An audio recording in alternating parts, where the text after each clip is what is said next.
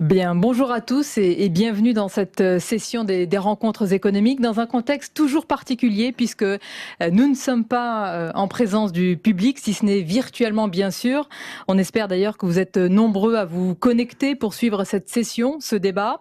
Sur un thème majeur et brûlant aussi d'actualité, notre session est consacrée aujourd'hui aux nouvelles frontières de l'Europe, les frontières. La notion de frontière est un sujet bien sûr au centre des débats souvent vifs, parfois clivants, toujours on l'espère passionnants.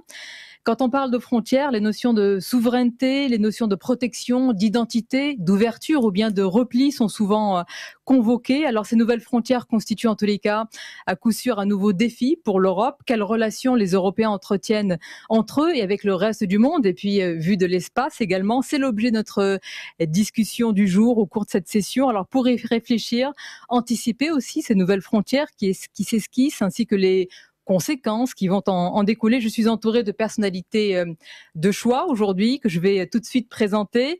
Calypso Nicolaïdis, qui est politologue, professeur de sciences politiques à l'université d'Oxford. Avec vous et bonjour professeur, nous allons insister et bien sûr une question essentielle quand on évoque les frontières, à savoir leur fermeture, leur ouverture. L'Europe se referme-t-elle? Sujet évidemment majeur. Nous accompagne également avec nous Johanna Vartiaten, vous êtes députée, vous êtes membre du Parlement finlandais, vous êtes également économiste. Votre expérience nous permet bien sûr d'avoir un éclairage et une perspective scandinave autour d'enjeux essentiels que vous allez développer, notamment autour d'un thème très important qui suscitera peut-être beaucoup de questions autour du gouvernement des experts, qui influence beaucoup la manière de procéder. On a eu l'occasion de le voir au cours de cette crise sanitaire. Autour de cette table et en studio avec nous, Stéphane Israël, qui est le patron exécutif d'Ariane Espace, avec qui nous allons appréhender bien l'espace comme révélateur de la façon dont les Européens conçoivent, appréhendent la frontière et puis aussi par là même la souveraineté. Nous prendrons donc de la hauteur. Quelle frontière de l'Europe? Dominique Grieve avec nous également, qui est ancien procureur général britannique. Vous avez également été, Dominique, député Tory pro-européen. Vous êtes un Européen convaincu. Vous allez nous présenter une perspective aussi du point de vue britannique sur l'insertion des Européens de manière générale dans la globalisation. Dominique Moïse est avec nous, qui est politologue, qui est géopoliticien, qui est un fin observateur évidemment depuis de nombreuses années des bouleversements de notre monde, qui est conseiller de l'Institut Montaigne. Et Dominique, vous allez nous éclairer aussi sur le cœur de notre sujet en faisant un pas de côté finalement pour observer que ces frontières n'ont pas seulement qu'un aspect géographique, ça va évidemment bien au-delà. On réfléchira avec vous sur les notions de nouvelles frontières au sens j'allais dire américain, keynésien du terme, la frontière comme l'a défini l'Amérique, et qu'en est-il de l'Europe? Mais tout d'abord, je vais laisser évidemment la parole à Hippolyte Dalbis pour nous apporter des précisions, poser aussi le débat, ne pas oublier aussi que quand on parle de frontières, on parle d'un sujet majeur qui est aussi celui des migrations. Bonjour à vous. Bonjour à tous, merci Sonia pour cette présentation. Donc en effet, le concept de frontière est tout à fait polysémique, c'est pour ça qu'il est très riche. Il y a beaucoup de dimensions. Je vais aborder en introduction peut-être la notion la plus simple, c'est la frontière qui est une barrière à la mobilité humaine. Alors il faut bien voir que cette barrière en fait est souvent une barrière à l'entrée. Elle n'est plus une barrière à la sortie, ou ce n'est plus que dans quelques pays dans le monde, très très rare finalement, où il y a une mobilité à la sortie. Mais donc c'est une mobilité à la rentrée, et puis à l'entrée des étrangers, essentiellement, pas des nationaux. Donc ça peut être potentiellement une contrainte, et je vais voir dans quelle mesure la crise du Covid a renouvelé cette notion très particulière de la frontière, et comment est-ce que finalement il y a un enjeu pour l'Europe de le dépasser. Alors, ce qui a semblé tout à fait naturel lors de la crise sanitaire, c'était de fermer les frontières. Parce qu'une épidémie se transmet de personne à personne, et on se dit, si on restreint la mobilité, on va lutter contre l'épidémie. Alors déjà, je trouve que la notion de frontière est déjà restée dans son sens que je venais de définir, parce que il a bien été question de restreindre la mobilité des étrangers. Les Français qui étaient coincés à Wuhan, ou après les Français qui étaient coincés dans d'autres pays du monde, il n'a pas été du tout question de les empêcher de revenir. Au contraire, le gouvernement s'est beaucoup activé pour essayer de les faire revenir, et les faire revenir dans des bonnes conditions. Donc c'est bien la position vis-à-vis des étrangers qui a changé lors de cette crise sanitaire, et pas seulement la mobilité ou la lutte sanitaire. Alors je dirais que même en Europe, hein, ces frontières qui avaient disparu au sein des pays de l'Union européenne se sont recréées. Vous avez ces histoires, par exemple, de villages frontaliers dont la frontière passe au milieu, vous voyez, du village, hein, entre la France et la Belgique, par exemple, avec les personnes ayant pris l'habitude de cette frontière qui avait disparu et qui ne pouvait plus, dans le cadre du confinement, retraverser la rue pour aller soit chez le boucher ou voir un ami, etc. Et donc, ces frontières sont revenues. Elles sont même revenues au sein du pays. Hein. Rappelez-vous de cette règle des 100 km ou cette impossibilité, en fait, de bouger. Et lorsqu'on a commencé à déconfiner, on devait rester même dans son département. Et la notion de... Voilà. Il y a eu des mobilités hein, avant le confinement hein, qui ont été parfois mal perçues, hein, notamment sur la façade atlantique, par les personnes résidentes ou résidents permanents vis-à-vis de ces mobilités, avec une peur de ces personnes qui viendraient apporter l'épidémie. Ce qui ne s'est pas passé, hein, mais la peur est là. Alors, évidemment, aujourd'hui, les frontières se réouvrent petit à petit, mais certaines réminiscences restent. Et je pense notamment à l'attitude vis-à-vis des populations d'origine asiatique, hein, qui ont été très souvent, trop souvent même insultées hein, pendant cet épisode, ou voilà des réflexes qui sont de l'ordre du réflexe pavlovien, qui est de dire, pour relancer l'économie, il va falloir restreindre l'immigration pour pouvoir essayer de prioriser en fait l'emploi des nationaux. Alors, je pense qu'il y a là un vrai enjeu pour l'Europe de repenser cette frontière qui est finalement pas un tel acquis. C'est un des piliers de la construction européenne. C'est une des quatre libertés, cette mobilité. C'est important parce que c'est son ADN, mais aussi c'est important pour sa prospérité. Et voilà. Si j'ai une minute, je dirais qu'il y a trois enjeux en fait aujourd'hui concrètement pour l'Europe en termes de frontières et la première, c'est vis-à-vis des personnes venant de l'étranger. Alors, ce que vous savez, c'est que ce qui se passe aujourd'hui, c'est que c'est une compétence nationale. C'est-à-dire que ça va être tel ou tel pays qui va attribuer un titre de séjour à une personne venant d'un pays tiers. Ce titre de séjour vous donne le droit de circuler, vous voyez, en Europe, dans l'Union européenne, mais pas de vous installer. Donc la mobilité n'est pas totale et elle reste une compétence nationale. Et ça peut engendrer des très graves problèmes, et on l'a vu dans la précédente crise qui avait touché l'Europe, qui était la crise finalement dite migratoire de 2015, où finalement les premiers pays qui accueillaient les demandeurs d'asile se retrouvaient dans une situation un peu gênante, parce que du fait de la Convention de Genève, ils devaient étudier leur dossier. Mais dans les faits, si vous accordez l'asile à une personne qui arrive sur votre territoire, elle n'aura pas la possibilité ensuite de s'installer dans un autre pays de l'Union européenne. Et donc, vous voyez, il y a eu toute cette inégalité qui a été perçue entre les pays qui sont en frontière typiquement avec la Méditerranée et les autres, et tout ce qu'on a vécu avec des personnes finalement traversant des pays européens pour aller demander l'asile ailleurs. Donc ça, c'est un premier enjeu, et je pense que ce qu'on apprend avec ces histoires de crise, c'est qu'il faut se préparer aux prochaines. La deuxième, c'est ce besoin de main-d'œuvre qui a été créé. Il y a des secteurs entiers de l'économie qui reposent sur des main-d'œuvre étrangères. Aujourd'hui, comme l'immigration est limitée, notamment l'immigration de saisonniers est très limitée, on va recouvrir très, très certainement de plus en plus aux travailleurs détachés, c'est-à-dire ceux venant d'autres pays de l'Union européenne pour des missions ponctuelles. Ces travailleurs bénéficient en fait des revenus ou des avantages liés aux revenus qui sont ceux du pays de destination, mais pas de la protection sociale. Ça crée une espèce d'injustice, une forme de dumping social contre lequel il est nécessaire de lutter. Et ça crée aussi toute une sorte d'abus sur lequel le gouvernement met beaucoup l'accent en fait dans sa communication vis-à-vis de ce dossier. Il me semble qu'il faut aller plus loin et qu'il faut repenser justement la relation avec les pays tiers pour ne pas avoir à dépendre trop de ce travail détaché. Et enfin, mon dernier point, c'est qu'il y a un phénomène qui est très fort avec la migration, c'est qu'elle est concentrée. En fait, les personnes migrantes vont aux mêmes endroits. D'accord. Donc, en Europe, ils ont été beaucoup en Angleterre, hein, et ça a été un des sujets justement de la campagne du Brexit, de tous ces Polonais qui allaient et autres ressortissants des pays de l'Est qui allaient dans les pays en Angleterre. Mais vous avez aussi, je veux dire, prenez la France par exemple, une très forte concentration des populations non européennes à Paris et en région parisienne.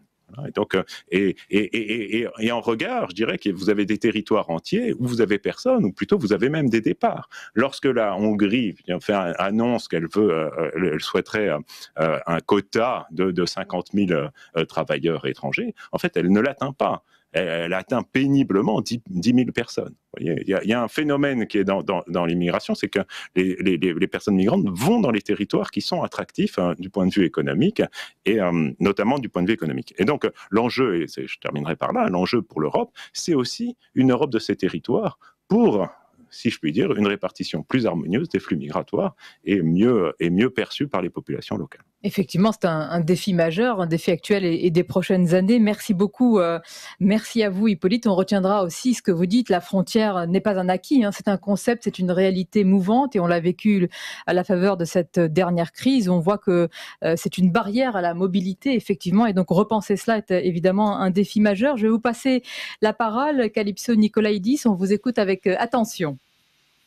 Écoutez Sonia, je vais faire écho à ce que Hippolyte nous disait à l'instant pour noter que depuis 70 ans, effectivement, l'Europe n'a cessé de s'ouvrir à elle-même. Et moi, ce que je veux dire, c'est que je pense qu'avec le Covid, on voit qu'elle atteint les limites de cette dynamique d'ouverture interne et de fermeture externe. Je dirais ça en 3 points. D'abord, en interne, on voit que la crise, en fait, dédramatise la question des frontières de la souveraineté nationale. On comprend que cette frontière et devient fonctionnel plutôt que idéologique. Vous savez, on a beaucoup parlé dans les rencontres ces 2 derniers jours du désordre initial de l'Europe. Mais la première réaction ordonnée de l'Europe, ça a été de lever les contraintes sur les États, budgétaires et réglementaires, les aides. Et en réalité, en fait, nous n'avons jamais levé les frontières de l'État-providence. On a joué vraiment entre l'inclusion et l'exclusion. Comme l'a expliqué Hippolyte à l'instant, finalement, tout le monde est revenu chez soi, dans son hôpital, son système sanitaire national. Et de plus en plus, les travailleurs détachés ne vont pas rester, n'ont pas accès à cet État-providence. Et je dirais que plus généralement, ce qu'on voit, c'est que les frontières à différents niveaux se jouent, il y a une sorte de jeu d'échelle de différents cercles d'autonomie. Ça commence par nous, dans notre maison, dans notre famille, et puis ça va dans notre région. Et en France, ici, on a vu à quel point les régions ont compté. Elles sont différentes dans leur capacité, leur vulnérabilité. Et Hippolyte a parlé des migrations. Je crois qu'il faut quand même revenir à l'essentiel sur l'Europe. C'est que finalement, l'Europe a été la grande exception de notre évolution de la modernité. Parce que si on peut dire de façon très très très générale qu'il y a toujours eu une guerre entre les nomades et les sédentaires et que petit à petit la modernité a voulu que les sédentaires gagnent et que les nomades perdent, sauf quand ils sont très riches et très mobiles. Eh bien, aujourd'hui, l'Europe, ça a été, ben non, ceux qui bougent, on les privilège. Et la réaction, en tout cas la résistance à une certaine Europe, ça a été finalement la revanche des sédentaires, qui sont en gros 95% des Européens. Hein. Il n'y en a que 4 ou 5% qui bougent vraiment. Alors, c'est ça qu'on revoit avec le Covid. C'est le met en exergue. Ça, c'est du côté interne. Du côté externe, deuxième point. Il faut peut-être relier finalement, quand on parle de frontières, la frontière en tant que limite géographique, comme vous le disiez à l'instant, Sonia, et les fins de l'Europe, la téléologie, la nouvelle frontière. Quel est le lien entre ces deux? Eh bien, si l'Europe veut devenir une sorte d'État homogène, eh bien, effectivement, elle va réduire ses frontières internes et consolider encore plus ses frontières externes. Mais je crois qu'aujourd'hui, on comprend que dans le monde, nous sommes face à une très très grande solitude géopolitique et que dans ce jeu géopolitique, le nombre compte, la masse compte. C'est très basique, on en revient à la réalité des empires. Or, nous sommes un empire normatif et il va s'agir de repenser la manière dont on doit exporter la stabilité dans notre voisinage qui devient plus important que jamais. Et hélas, on a très longtemps exporté l'instabilité. Donc, Et ce qu'on va voir, je pense, c'est une approche en fait différenciée à la frontière vis-à-vis de l'autre externe, non européen. Parce qu'il y a une bombe démographique, vous savez, il y a une bombe écologique et une bombe démographique. Et chaque pays va la gérer différemment. Mais on va avoir besoin de l'autre. Et on va le faire de façon différenciée. On le voit déjà aujourd'hui avec le rôle des villes qui sont très différentes. De Palerme à Barcelone, c'est des villes ouvertes qui veulent accueillir parce qu'elles sentent que c'est ça leur dynamisme. Donc, on va voir toutes sortes de phénomènes qui vont créer une sorte d'approche différenciée, même si on garde ensemble nos frontières externes avec des bateaux et des troupes. Ça va être beaucoup plus compliqué que ça. Et finalement, mon dernier point, Sonia, c'est de dire que oui, alors il y a ces frontières internes, externes, mais il y a aussi effectivement cette nouvelle frontière métaphorique. Et là, je crois que les rencontres ont été très claires là-dessus. Comme vous disiez dans votre introduction, mais aussi, on l'a entendu à l'instant avec Charles Michel dans la session précédente, il a parlé du sursaut européen lié bien sûr à la solidarité, mais aussi avant tout à la résilience sur le long terme. Il a parlé du fait, et d'autres l'ont fait avant lui, Attali a parlé de l'économie de la vie, c'est-à-dire qu'on se concentrera à présent de plus en plus sur la croissance vertueuse de long terme, compatible avec la transition écologique et numérique.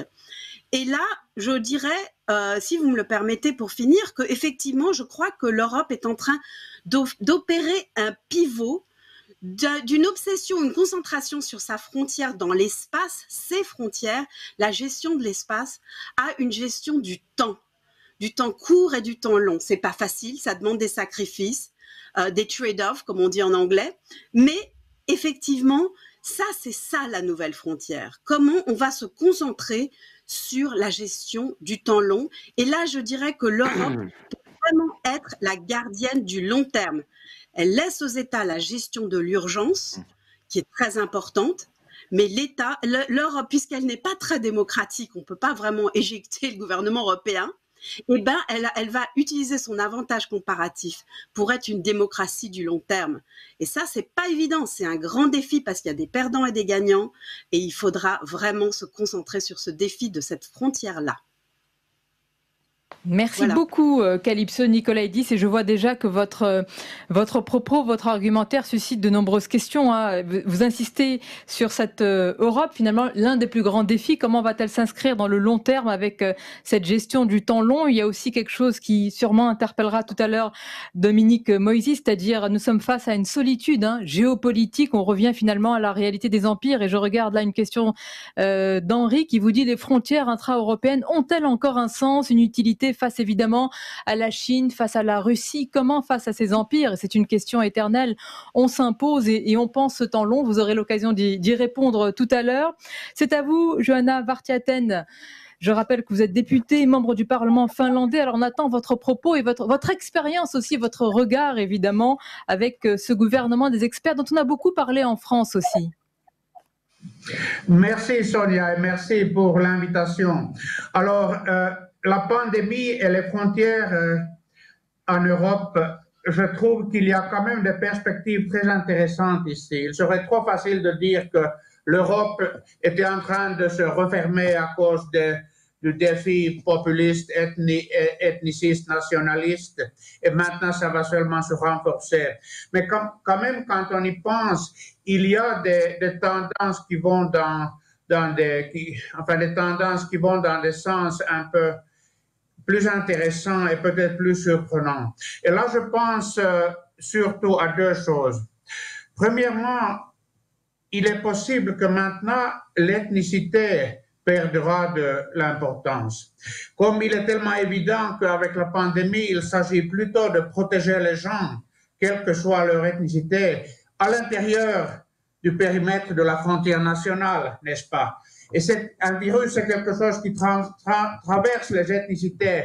Bien sûr, on constate qu'il y a plus de morts dans les quartiers immigrés à Stockholm, par exemple, où les demeures sont plus petites et étroites. Mais en principe, un virus s'intéresse moins à l'ethnicité.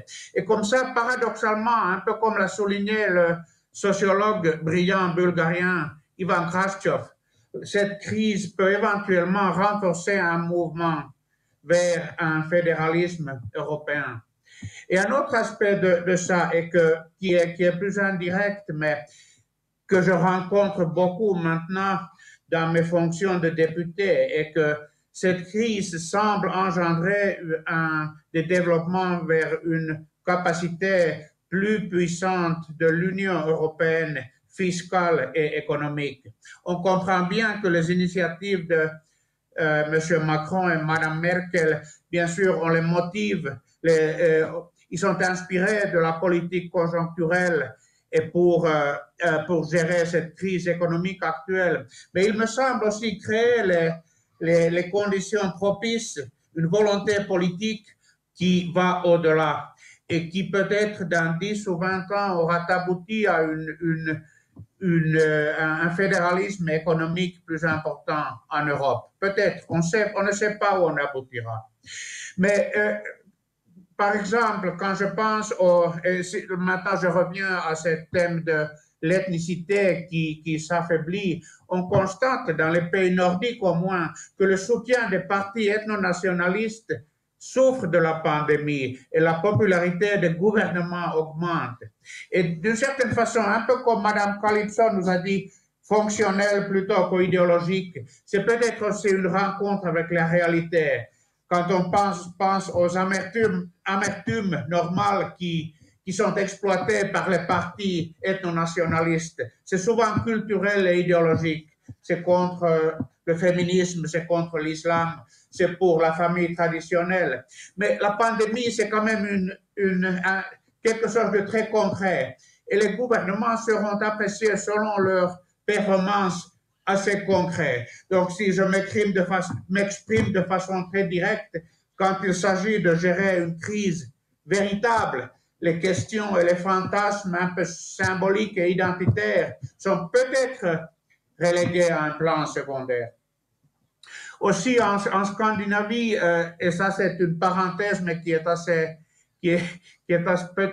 on pourrait même dire amusante, c'est qu'on voit une situation dramatique où le pays le plus fort, le plus central, c'est-à-dire la Suède, qui souffre le plus. Et les pays comme la mienne, la Finlande, la Norvège, le Danemark, qui dans plusieurs phases de leur histoire ont été l'objet d'un impérialisme suédois, d'un impérialisme suédoise ou une arrogance suédoise. Maintenant, on peut assujettir la Suède à une politique de l'isolement de la frontière à cause de leur échec dans les mesures pour contenir la pandémie. Enfin, je ne dirais pas qu'il y a rancune entre les pays nordiques, parce que c'est quand même très amical ici, mais on ressent peut-être un peu la joie d'un enfant Benjamin qui peut dire, enfin, on voit le grand frère s'en sortir pas trop bien. En fait, en discutant avec Hippolyte, j'ai compris que les causes de cet échec suédois seraient quelque chose qui serait intéressant d'évoquer dans ce débat. Et là, très brièvement, je pourrais indiquer qu'il s'agit surtout d'une technocratie. Alors, la Suède est un pays qui est vraiment géré par des experts. On a des organisations d'experts, un peu comme en France, où on avait ces grandes organisations, les ponts et les chaussées, et ce genre de trucs, qui vraiment une autorité très indépendante. Et ça fonctionne comme ça partout en Suède. La Suède a été un des pays qui a été un des premiers pays à établir une banque centrale indépendante. Et même ici, il y a une autorité de la santé populaire qui a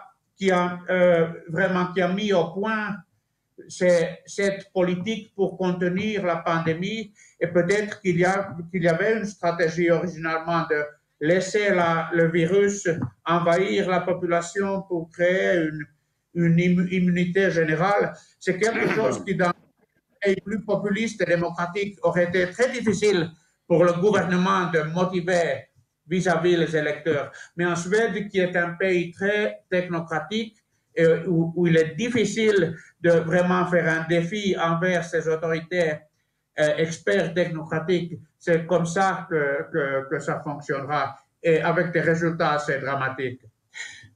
Merci Sonia. Voilà mes propos, mes réflexions. Merci à vous.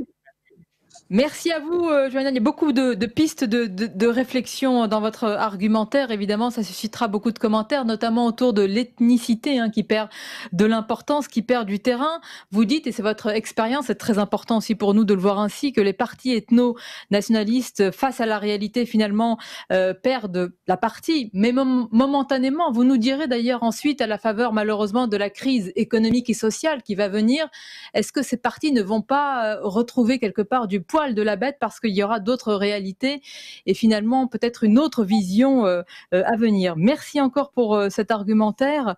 Stéphane Israël, patron d'Ariane Espace, merci d'être avec nous et avec vous, je disais depuis tout à l'heure, on prend de la hauteur avec nos différents intervenants, mais avec vous encore plus, puisqu'évidemment l'espace est un formidable révélateur de la façon dont nous appréhendons nos frontières.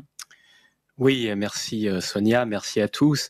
Donc effectivement, pour nous, l'espace est une nouvelle frontière à conquérir. C'est une frontière que les terriens finalement conquièrent depuis maintenant un peu plus d'une soixantaine d'années. Ça a commencé avec les Russes et les Américains, puis les Européens ont participé à cette conquête. Les espaces extra-atmosphériques, donc l'espace à proprement parler, commence à peu près à 100 kilomètres au-dessus de la Terre, et c'est donc par définition une frontière qui nous fascine, une frontière qui nous intéresse, qui nous stimule.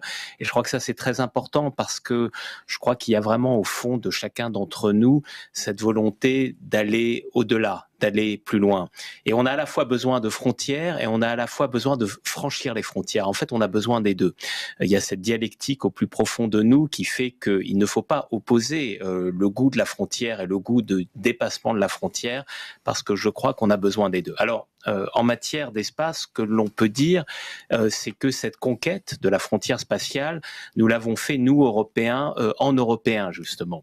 Nous l'avons fait avec une agence qui s'appelle l'Agence spatiale européenne, qui a été fondée en 1975, qui a 22 États membres, et notamment la Finlande et la Grèce, mais aussi des États membres qui ne font pas partie de l'Union européenne, comme la Suisse ou la Norvège.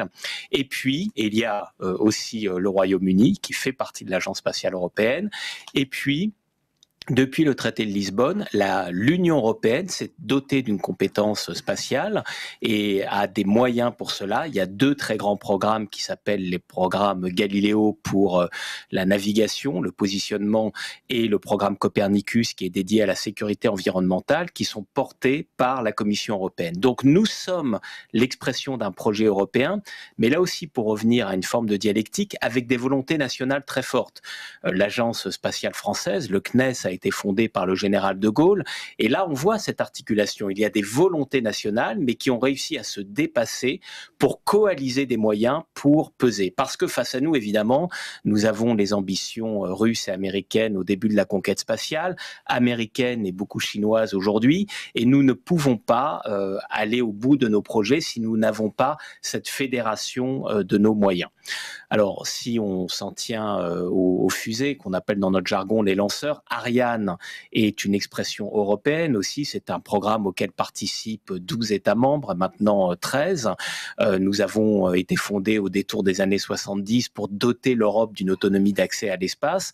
Et là aussi, avec une très forte volonté française, mais en coopération avec l'Italie, avec l'Allemagne, avec la Suisse, avec l'Espagne, avec beaucoup d'autres. Donc, nous sommes cette expression d'une volonté européenne. Et aujourd'hui, parce que je ne veux pas être trop long, en fait, la nouvelle frontière que pose l'espace, elle est plus d'actualité que jamais, parce que quand on regarde les grands défis du XXIe siècle, ces grands défis vont avoir aussi leur réponse dans l'espace, par l'espace et pour les terriens. Le défi de la sécurité, on a besoin de satellites pour la sécurité. Le défi de la connectivité, de l'Internet des objets, des voitures autonomes, on a besoin de satellites pour cela. Le défi de la surveillance climatique, j'ai cité le programme Copernicus, on a besoin de satellites pour la surveillance climatique. Et puis, ce défi qui va animer le XXIe siècle, dont l'être humain a fondamentalement besoin, le défi du dépassement, le défi du rêve. L'espace, évidemment, par définition, il répond très bien. Et on a vu avec la crise du Covid-19 à quel point l'espace était un facteur de résilience. Cette crise, elle nous a obligés à rester confinés, à rester chez nous, mais pour rester en contact les uns avec les autres, on a besoin d'infrastructures terrestres, mais on a aussi besoin de satellites qui nous permettent d'assurer une résilience des télécommunications. Alors aujourd'hui, je dirais la nouvelle frontière de l'Europe, ça peut être un grand projet de constellation. On a Galileo, donc qui est une constellation qui permet aux Européens de naviguer, de se positionner. C'est ce qu'on appelle le GPS européen. On a Copernicus, qui est une constellation de satellites dédiée à l'environnement. Et de plus en plus, on voit qu'il va y avoir des centaines ou des milliers de satellites dans les orbites basses, dans la banlieue proche de la Terre, à environ 500 ou 1000 kilomètres. Et ces satellites, ils vont nous permettre de lutter contre la fracture numérique. Ils vont nous permettre de faire de l'Internet des objets, les objets connectés. Et par l'évolution des technologies, c'est vraiment une des nouvelles frontières de nos activités spatiales. Il y a beaucoup d'intérêt pour ces constellations aux États-Unis, avec des acteurs privés qui sont acteurs de ces constellations. Le Royaume-Uni vient d'investir 500 millions de livres dans une constellation qu'Ariane Espace déploie, qui s'appelle OneWeb, et Thierry Breton, qui est le commissaire européen en charge du marché intérieur de l'industrie, mais aussi de l'espace, a annoncé cette semaine qu'il voulait doter l'Europe d'une constellation qui pourrait être un grand partenariat public-privé. Alors voilà, c'est un exemple possible d'une façon dont les Européens peuvent repousser la frontière spatiale en investissant ensemble dans un projet de constellation. Et j'aimerais finir par cela. Il y a, comme en tout finalement, plusieurs visions de l'espace. Il y a une vision où l'espace est une sorte de Far West, où on pourrait y faire n'importe quoi, une sorte de nouvelle loi de la jungle, on pourrait y déposer des débris et finalement faire en sorte qu'à la fin, l'espace serait privatisé et deviendrait inutilisable. Et puis, il y a une vision plus européenne de l'espace. C'est un espace durable, c'est un espace compatible avec nos valeurs et c'est un espace fondamentalement utile pour les terriens. Ça n'est pas le rêve d'un milliardaire qui voudrait finalement s'accaparer l'espace pour ses propres besoins, mais c'est un espace dont les bénéfices redescendent sur Terre. Eh bien, c'est l'espace pour lequel nous militons, nous, chez Ariane Espace, et finalement, c'est cet espace qui fédère les Européens et qui permettra aux Européens d'aller plus loin ensemble dans ce beau domaine pour conquérir de nouvelles frontières. Merci beaucoup Stéphane Israël. Merci aussi de nous faire rêver effectivement le défi du dépassement avec cette phrase finalement qui définit beaucoup aussi la frontière. On a besoin de frontières, on le remarque à la faveur de toutes les crises, mais on a aussi besoin de les dépasser. C'est ce que vous faites à travers des grands projets de constellation évidemment qui nous font rêver mais qui nous rapprochent et raccrochent avec des problématiques très concrètes finalement du quotidien. Voilà pourquoi finalement dans cette session, votre participation est très importante parce que la frontière dont vous parlez dans cet espace, que nous maîtrisons pas, mais que vous maîtrisez à travers tout ce que vous décrivez, c'est aussi finalement ce que nous vivons à travers les fractures numériques, à travers finalement notre ambition écologique. Tout cela se rejoint et je me permets de vous donner la parole à présent, Dominique Grive. Merci et merci de m'avoir invité à participer. Je croyais que ce matin, j'allais essayer peut-être de donner un angle britannique qui vient en partie du Brexit sur cette question de frontières. Comme disait Calypso, il est certain que la décision du Brexit, c'était dans un sens la révolte des sédentaires. Mais ce qui est bizarre dans un sens et pas du tout résolu, c'est que la demande de cette individualité, exceptionnalisme britannique, ne se traduit pas facilement en disant « nous voulons des frontières » ou « nous n'en voulons pas ». Il est certain qu'une des raisons pour laquelle nous avons voté pour quitter l'Union européenne, c'était l'inquiétude sur l'immigration. Et je crois plutôt l'inquiétude sur l'immigration venant d'en dehors de l'Union européenne qu'au sein de l'Union. Il est vrai qu'il y a beaucoup de Polonais et de Roumains qui sont venus s'implanter en Angleterre, mais ce n'était vraiment pas la question. C'était l'inquiétude de voir l'Europe ou le Royaume-Uni dans un sens noyé par une marée d'humanité venant du Sahel ou du Moyen-Orient.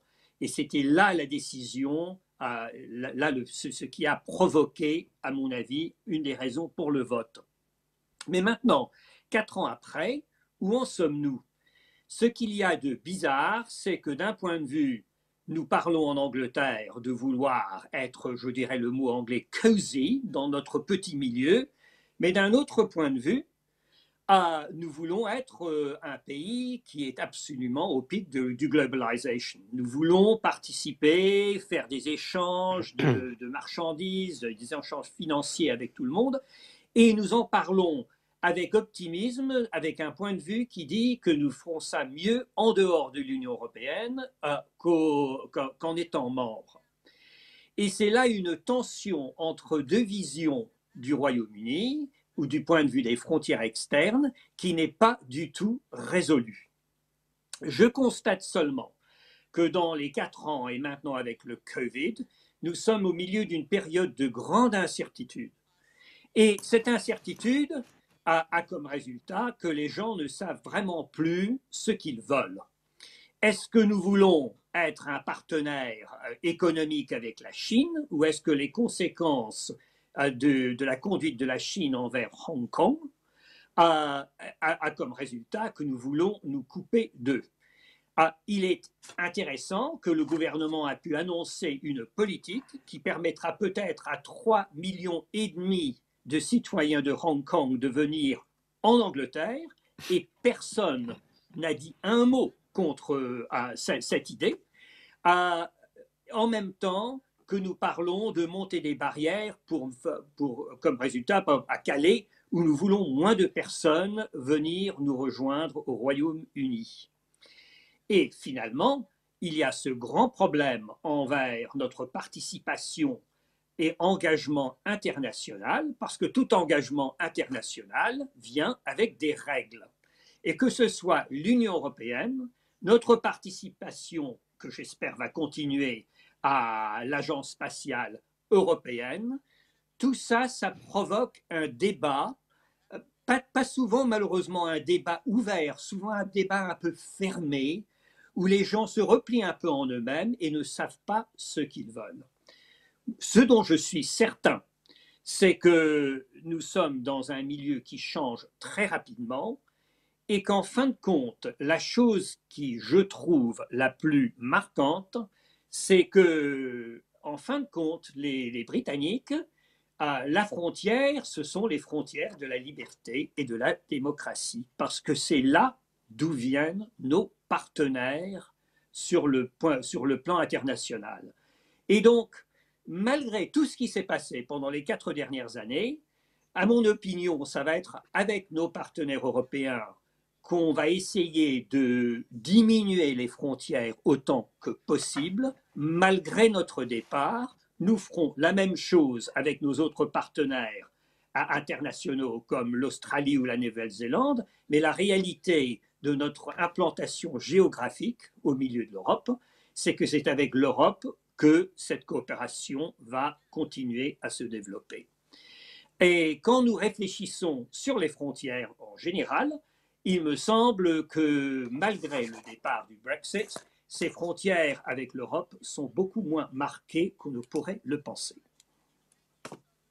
Merci beaucoup, cher Dominique. En tous les cas, on a compris vers quoi vous voulez pencher, votre conviction, et que nous vivons une période de grande incertitude, à la croisée des chemins. Je retiens aussi cette belle phrase, puisque vous conjuguez dans la même phrase les frontières avec la liberté, la démocratie. Ce sont les frontières de la liberté et de la démocratie. Finalement, cette période à la croisée des chemins rejoint ce que vous disiez, Joanna Vartiaten, avec cette Europe qui peut aller vers un saut vers le fédéralisme aussi. On voit bien que à la fois dans les différents pays avec leurs frontières, mais aussi au sein de l'Europe, évidemment, c'est un moment clé, et c'est le moment, puisque c'est un moment clé, de passer la parole à Dominique Moisy. Merci beaucoup, Sonia. Je me situe directement, en fait, dans le prolongement de la pensée de Dominique, avec un C et pas QE, le Dominique britannique. Il y a toujours eu ce débat entre la valeur de la géographie et la géographie des valeurs. Et je me suis plutôt situé dans la géographie des valeurs. Alors, encouragé par Hippolyte, j'ai pris un peu un pas de côté et j'ai utilisé le mot « les nouvelles frontières » de l'Europe à partir du discours prononcée il y aura bientôt 60 ans, le 15 juillet 1960, par John Fitzgerald Kennedy, lorsqu'il accepte l'investiture du Parti démocrate. Et pour situer historiquement ce discours, il faut bien entendu revenir à ce grand historien américain, Frederick Jackson Turner, qui en 1892 fait cette grande présentation qui à l'époque ne suscite pas beaucoup de débats, mais qui va devenir le cœur d'un débat sur la frontière dans la création de l'Amérique. Et cette interrogation, que se passe-t-il maintenant que la frontière géographique est atteinte? L'Amérique a atteint le Pacifique, est-ce qu'elle peut demeurer ce qu'elle était? Et John Fitzgerald Kennedy dit, nous sommes à un tournant historique, l'Amérique est devenue la première puissance mondiale, dans l'espace il y a la compétition avec l'URSS, quelles doivent être nos priorités? Et il en donne deux: l'éradication de la pauvreté, l'Alliance pour le progrès, vers l'Amérique latine et les Caraïbes, et la conquête de l'espace. On retrouve le propos d'Ariane Espace dans cela. Et je me suis demandé ce que serait aujourd'hui le discours d'un JFK européen s'il devait refaire un discours à la Kennedy. Les frontières de l'Europe ne sont toujours pas définies. Alors on peut dire qu'elles ont atteint leurs limites naturelles avec la Turquie et en excluant la Turquie. Mais c'est un débat qui n'est pas totalement tranché. Donc je crois qu'il faut dépasser la vision strictement géographique et céder et mettre l'accent au contraire sur des frontières d'une autre nature. Puisqu'on n'arrive pas à définir exactement nos frontières physiques, dépassons le problème. Et dans l'espace de temps très court qui m'est imparti, je mettrai l'accent sur une priorité, sur un défi, avant tous les autres, la nouvelle frontière de l'Europe. Au lendemain de la crise du Covid-19 et au lendemain du taux d'abstention extraordinairement élevé en France lors des dernières élections municipales, il me semble que si l'on veut vraiment préserver le capitalisme démocratique, il faut réinventer le concept de citoyenneté. Au fond, la priorité pour l'Europe, c'est de trouver un nouvel équilibre entre le sens du collectif et la protection de l'individu. La crise du Covid-19 nous a montré l'importance du sens civique dont ont fait preuve les sociétés asiatiques, et ce, indépendamment de leur système politique, démocratie ou régime autoritaire. Et bien entendu, ce sens civique, il est le produit avant tout de la culture et du respect en particulier, non seulement de l'autre, mais des anciens. Mais nous, Européens, nous pouvons, nous devons nous inspirer de ce sens civique et réinventer le sens du collectif, retrouver un consensus social minimal passe par la fin de l'explosion des inégalités, le retour du respect pour la chose politique, bref, la relégitimisation de la politique. Et il me semble que le moment n'est pas mal choisi pour le faire. La crise du Covid-19 n'a pas été tendre pour les populismes au pouvoir.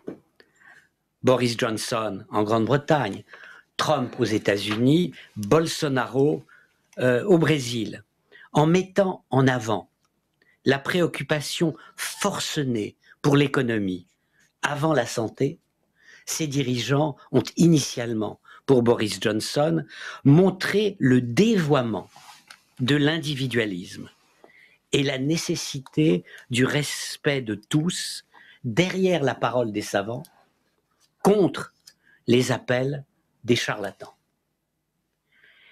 Retrouver notre soft pouvoir démocratique, soft power démocratique, au moment où les modèles autoritaires proclament de manière prématurée leur victoire, c'est, me semble-t-il, la meilleure réponse que l'Europe peut apporter à la Chine et aux Chinois. Dans quelques mois, on peut raisonnablement l'espérer, l'Amérique aura un président, entre guillemets, normal et retrouvera, sinon son hard power, tout du moins une grande partie de son soft power et son goût pour les alliances et son goût pour le multilatéralisme. L'Europe ne peut pas rester sur la route. Elle doit contribuer à éclairer le chemin. Pour l'Europe d'aujourd'hui, l'équivalent de mettre les hommes dans l'espace, c'est de remettre l'homme sur la Terre en harmonie avec celle-ci. Avant de se résigner à conquérir de nouvelles planètes, parce que la Terre est devenue invivable, attachons-nous à sauver la nôtre. Au-delà de l'écologie, cela, bien entendu, passe par un équilibre social plus juste. J'ai commencé par John Fitzgerald Kennedy, je terminerai par Franklin Delano Roosevelt et le discours du New Deal, qui m'apparaît également une des frontières essentielles pour l'Europe d'aujourd'hui. Voilà. Merci beaucoup. Merci beaucoup, cher Dominique. Avec vous, c'est un véritable projet aussi européen qui est esquissé, je dirais même un projet civilisationnel, hein, dépasser la vision géographique avec cette manière de réinventer le concept de citoyenneté et finalement peut-être là une solution pour relégitimer la politique. Si des responsables politiques nous entendent, à bon entendeur, c'est le moment de saisir évidemment un tel projet. Merci parce que d'avoir respecté le temps, c'est formidable. Il nous reste une bonne dizaine de minutes pour pouvoir à la fois échanger ensemble. J'ai aussi une série de questions qui sont très intéressantes. Hippolyte, je ne sais pas ce que vous en pensez. Je peux peut-être les relayer ou alors oui. On va les relayer.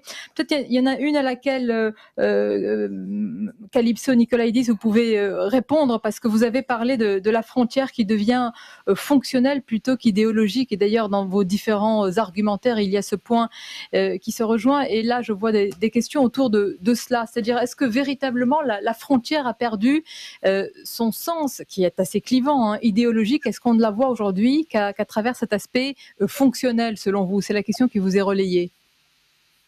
Vous savez, la réalité est toujours plus compliquée que ce qu'on peut dire comme ça, et je crois que tous nos auditeurs le savent très bien. Et effectivement, j'ai fait un peu court dans mon propos introductif en parlant de dédramatiser. Mais je crois que ce que l'on voit, c'est que les gens, finalement, pour rebondir sur ce que Dominique Moïsi vient de dire, finalement, on est en train de réinventer la démocratie civique parce que tout le monde voit que finalement, notre futur est entre nos mains. J'aime bien dire, comme le disait Castoriadis, que la société peut s'auto-instituer parce que, vous savez, le taux de reproduction, c'est à nous, nous devons nous l'approprier. Et donc, en fait, cette fonctionnalité, on l'intériorise dans nos propres comportements. Et c'est pour ça qu'on comprend que ces cercles d'autonomie, ils peuvent être optimaux à différents niveaux. C'est pas grave, en tant que pro-européen convaincu et passionné, de dire que parfois ça appartient au national. Mais c'est aussi important de souligner, et ça c'était la première question que vous m'avez lue tout à l'heure, par rapport à notre relation avec la Chine et les États-Unis. Et l'Europe aussi, il faut dédramatiser quand on parle aux nationalistes, en tout cas aux nationalistes modérés. Stéphane Israël l'a dit brillamment, c'est-à-dire qu'il nous faut l'autonomie stratégique de l'Europe quand il s'agit de toute cette constellation dont il parlait, eh bien, elle est là pour démultiplier les volontés des États, il l'a dit. Donc, et elle est là pour conquérir le temps. Et là, je dirais qu'effectivement, cette conquête du long terme, eh bien, c'est bien la démocratie et la politique qui va la servir. C'est là où on va gagner sur la Chine. Parce que la Chine, eh bien, au centre, ils ont approprié le temps long. Et finalement, leurs citoyens, ils s'en fichent du temps long. Ils font pas d'économie. Enfin, ils s'en fichent pas personnellement, mais ils n'ont pas cette même volonté collective. Et je crois que ce sera là le grand avantage comparatif de l'Europe. Ce sera effectivement de dire, voilà, ensemble, c'est pas une idéologie européenne, c'est une fonctionnalité européenne. On a besoin de l'Europe parce qu'il s'agit de conquérir ce long terme et cette appropriation politique. Bien sûr, Dominique Moïsi. Ben, c'est tout le paradoxe, parce que au niveau géopolitique, stratégique, le pays qui pense le temps long, c'est la Chine. Et les pays qui pensent le temps court, c'est le monde occidental. Et donc, comment avoir un temps long, nous aussi? Quand on voit les calculs de la Chine et quand on voit les tweets de Trump, on a un vrai problème. Stéphane Israël aussi sur cet aspect stratégique.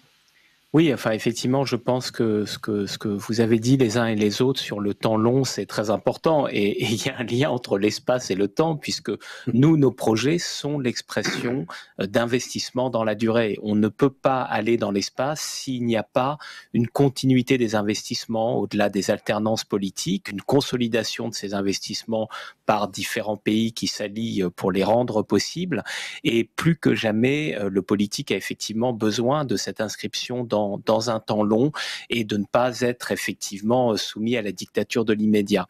Après, ce qui m'a beaucoup frappé dans ce qu'a dit Dominique aussi, c'est qu'au moment même où Kennedy appelle finalement à une nouvelle frontière de cohésion sociale, il va projeter les Américains sur la Lune. Et ça, c'est très intéressant parce que ça montre qu'il n'y a pas d'opposition entre des formes de conquête technologique et des conquêtes finalement sociales, que les deux sont nécessaires pour faire tenir ensemble une société. On a besoin d'une forme de dépassement et une forme de cohésion ici sur Terre. Et effectivement, pour nous qui sommes des passionnés de l'espace, il n'y a pas de planète B. C'est bien notre planète qui nous intéresse. Et d'ailleurs, quand les astronautes sont sur la station spatiale, eh bien, ils disent que toute la journée, ils regardent la Terre. Et c'est la Terre qui les fascine.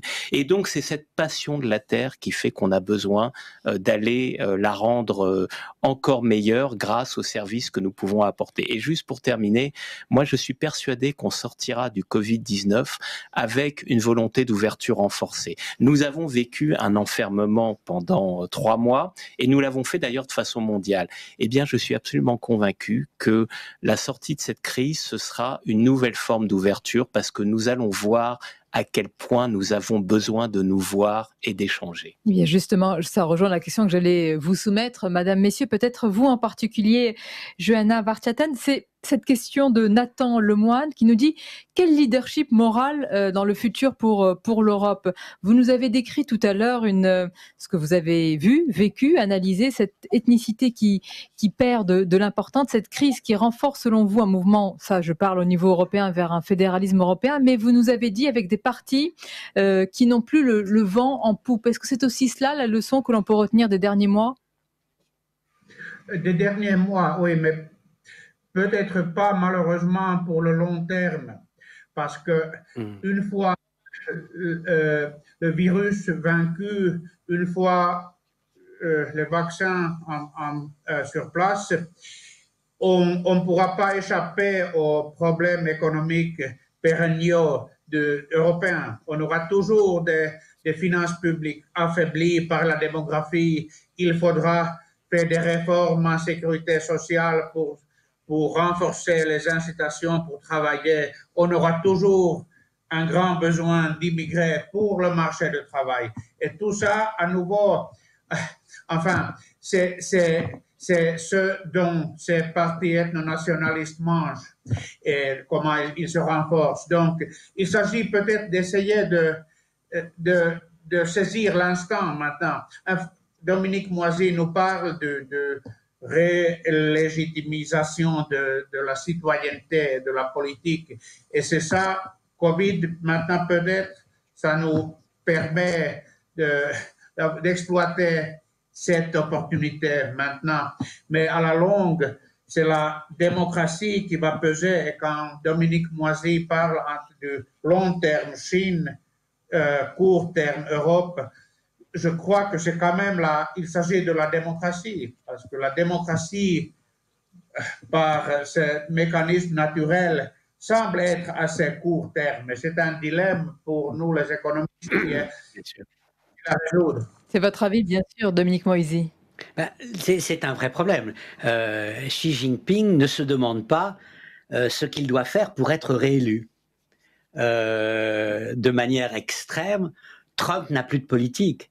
Il a un programme pour essayer d'être réélu. Mais les démocraties souffrent de ce désavantage structurel qui, en même temps, est pour nous un avantage majeur.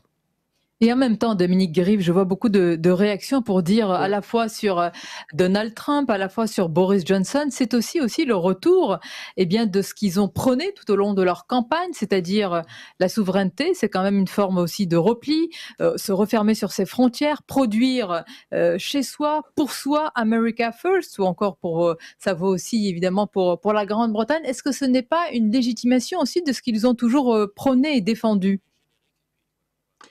En partie, certainement avec Trump. Je crois avec Boris Johnson, c'est peut-être un peu simpliste de dire que c'est un populiste à la mode de Trump. Je crois que Johnson est beaucoup plus conscient que le Royaume-Uni est dépendant de liens externes que l'est Trump. C'est une question de la taille de nos deux pays. Mais j'étais intéressé par le long terme des Chinois.